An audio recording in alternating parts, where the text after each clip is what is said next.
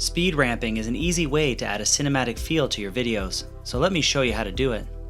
So I've already added a clip to my timeline that I want to add the speed ramp effect to.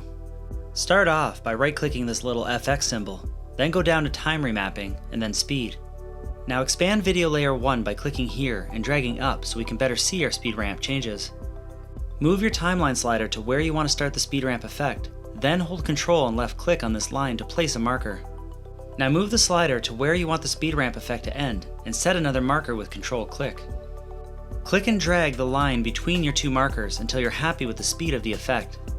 To create our ramp effect, click and drag this little marker over until you get a nice little ramp. Now do the same for the other side. Click and drag the marker over until it creates a ramp. Click and highlight the first marker, then click and drag this dot over until it forms an S shape.